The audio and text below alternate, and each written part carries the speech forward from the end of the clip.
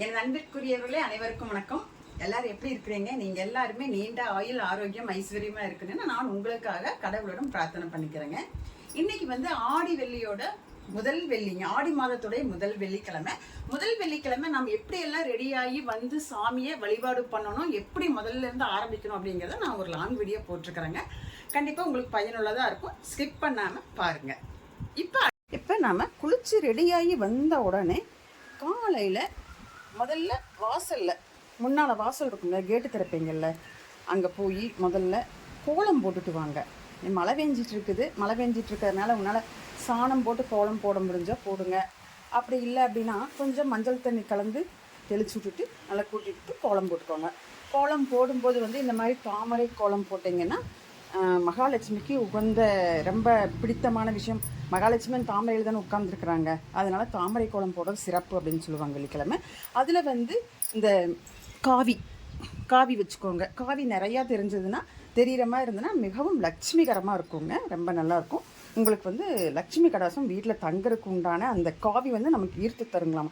காவி மண்ணுடைய சேர்ந்தது, அதனால் நமக்கு அந்த லட்சுமி கடாசத்தை ஈர்த்து தரும் அப்படின்னு சொல்லுவாங்க. அடுத்தது பார்த்தீங்கன்னா இப்போ நிலைவாசலில் எனக்கு இவ்வளோதாங்க இருக்குது நிலைவாசல். அதனால் நான் இவ்வளோதான் என்னால் அழகுபடுத்த முடிஞ்சது. உங்கள் வீட்டில் நல்ல பெரிய நிலைவாசல் இந்த மாதிரி இருந்ததுன்னா நீங்கள் நல்லா அழகாக உங்களுக்கு தெரிஞ்ச மாதிரி கோலமெல்லாம் போட்டு, ஆனால் மஞ்சளும் குங்குமம் மெயின், சரிங்களா? கோலம் போட்டு அதுக்கு ஒரு பூ போட்டு காற்றடிக்காமல் இருந்ததுன்னா தீபம் ஏற்றிக்கோங்க. அப்படி முடியல அப்படிங்கும்போது ஒரு சாம்பிராணி காமிச்சிக்கோங்க. இங்கே தான் குலதெய்வம் இருக்குது அப்படின்னு சொல்லி நமக்கு சொல்லுவாங்க. குலதெய்வம் மகாலட்சுமி தங்குற இடம் அப்படின்னு சொல்லுவாங்க. அப்படியே பாருங்கள், மேலே டோரில் இந்த மாதிரி மேலே மஞ்சள் குங்குமம் வச்சுட்டு மாந்தலை வேப்பந்தலை இதெல்லாமே கட்டிக்கோங்க, சரிங்களா? இந்த மாதிரி கட்டிக்கோங்க. அடுத்தது நம்ம வீட்டுக்குள்ளார பூஜை அறை, பூஜை செல்ஃபு அந்த மாதிரிங்க. முதல்ல நீங்கள் விநாயகர் எடுத்து கொஞ்சம் பிள்ளையார் பிடிச்சு மஞ்சள் வச்சுக்கோங்க.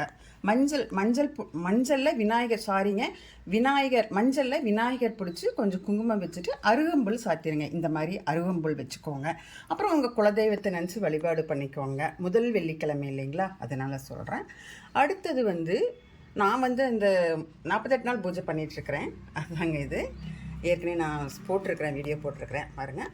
அப்புறம் நீங்கள் என்ன தெய்வத்தை வழிபாடு பண்ணணும் அப்படின்னு நினைக்கிறீங்களோ, அப்புறம் நம்ம வீட்டில் எப்பவும் போல் ஏற்றுற மாதிரி காமாட்சி விளக்கு இதெல்லாம் ஏற்றிக்குவீங்க. நம்ம வீட்டில் எந்த தெய்வத்தை எந்த படத்தை நம்ம வச்சு மாதம் ஃபுல்லாக வழிபாடு பண்ணுறோமோ அந்த படத்துக்கு ஒரு நெய் விளக்கு ஏற்றிக்கோங்க, இல்லை ஒரு நல்லெண்ணெய் விளக்காவது ஏற்றிக்கோங்க. நான் எங்கள் வீட்டில் ஓம் சக்தி தாயார் தான் இருக்கிறாங்க, அதனால் நான் அவங்களுக்கு ஏற்றிட்டேன். அந்த மாதம் ஃபுல்லாக ஏற்றி வழிபாடு பண்ணுங்கள். உங்களுடைய சங்கல்பம் ஏதாவது வச்சுக்கோங்க, எனக்கு இது நடக்கணும் அது நடக்கணும் ஏதாவது ஒன்று வச்சுக்கோங்க. கண்டிப்பாக அந்த தாயார் உங்களுக்கு நடத்தி கொடுப்பாங்க. இது பூஜை அறையில் நீங்கள் செய்கிற விஷயம். அடுத்தது பார்த்தீங்கன்னா அன்னைக்கு வெள்ளிக்கிழமை பிரதோஷம் எல்லாம் சேர்ந்து வர்ற நாள். அம்பாளை கும்பிடணும், மகாலட்சுமி தாயாரை கும்பிடணும் வெள்ளிக்கிழமை. அப்புறம் அன்னைக்கு பிரதோஷம் இல்லைங்களா, பிரதோஷங்கிறனால நீங்கள் பிரதோஷத்துக்கு கோயிலுக்கு போகலாம். சிவனுடைய அபிஷேகத்தில் கலந்துக்கலாம். போய் விரதம் இருந்து கலந்துக்கிறது ரொம்ப விசேஷம். நம்மளுடைய பிரதோஷத்துக்கு போனால் நம்மளுடைய தோஷங்கள் எல்லாமே கழியும் அப்படின்னு நமக்கு சொல்லுவாங்க. நம்மளுடைய தோஷங்கள், பிற தோஷங்கள் எல்லாமே நமக்கு கழியும் அப்படின்னு சொல்லுவாங்க. அடுத்தது நீங்கள் அன்றைக்கி வெள்ளிக்கிழமை காலையில் ராகு காலத்தில் பூஜை பண்ணுறவங்க உங்களுக்கு என்ன பிரச்சனைகள் இருக்கோ அதுக்கு துர்க்கை அம்மனுக்கு ஒரு எலுமிச்சம்பழ விளக்கு இல்லை நெய் விளக்கு ஏதாவது ஒன்று போட்டு வழிபாடு பண்ணிக்கிடலாம். அப்புறம் நீங்கள் சுக்கிர ஓரையில் நீங்கள் வழிபாடு பண்ணலாம். மகாலட்சுமி தாயாரை வழிபாடு பண்ணுறதுக்கு நீங்கள் சுக்கிர ஓரையில் பண்ணிக்கலாம். அது நீங்கள் காலையில் 6 to 7, மத்தியானம் 1 to 2, சாயந்தரம் நைட் பார்த்தீங்கன்னா 8 to 9 இந்த 3 வேலை இருக்குதுங்க. அதில் நீங்கள் வழிபாடு பண்ணி அப்புறம் உங்களுக்கு ஏதாவது சக்கரை பொங்கல் அந்த மாதிரி ஏதாவது நெய்வேத்தியம் பண்ணி வீட்டில் வச்சு வழிபாடு பண்ணுங்கள்.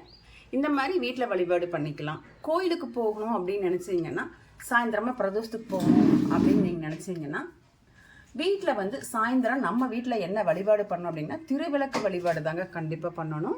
நம்ம வீட்டில் குத்து விளக்கு ஏற்றி திருவிளக்கு வழிபாடு உங்களுக்கு தெரிஞ்ச மாதிரி எளிமையாக பண்ணுங்கள். எதுவுமே தெரியல அப்படின்னாலும் 5 முகம் அந்த 5 முக விளக்கை வச்சு நீங்கள் விளக்கு ஏற்றி ஓம் மகாலட்சுமியே நமக, ஓம் மகாலட்சுமியே நமக, ஓம் மகாலட்சுமியே நமக அப்படின்னு சொல்லி நீங்கள் குங்குமார்ச்சனை பூ அர்ச்சனை, மலர்களால் அர்ச்சனை, அந்த மாதிரி அர்ச்சனையில் நீங்கள் பண்ணிக்கலாம். இந்த மாதிரி நீங்கள் பண்ணும்போது உங்கள் வீட்டில் கண்டிப்பாக மகாலட்சுமி தாயார் தங்குவாங்க. வெள்ளிக்கிழமை வீட்டில் யாராவது வந்தாங்க அப்படின்னா தாம்பூலம் கொடுப்பாங்க இல்லையா, சாதாரண நாளே யாராவது வந்தால் மஞ்சள் குங்குமம் கொடுத்து அனுப்புவோம். இது ஆடி வெள்ளிக்கிழமை அப்படிங்கிறதுனால, அம்பாளுக்கு உரிய நாள் அப்படிங்கிறதுனால வெள்ளிக்கிழமை நமக்கு யாராவது வீட்டுக்கு வந்தாங்கன்னா நீங்கள் மஞ்சள் குங்குமம், வெத்தலை பாக்கு, பழம், மஞ்சள் குங்குமம் எளிமையாக இது கொடுங்கங்க. இதுவே போதுங்க. அதுக்கு மேலே கொடுக்கணுன்னு விருப்பப்பட்டாலும் அது உங்களுடைய இஷ்டம், உங்களுடைய வசதி வாய்ப்புகளை பொறுத்து கொடுக்கலாங்க.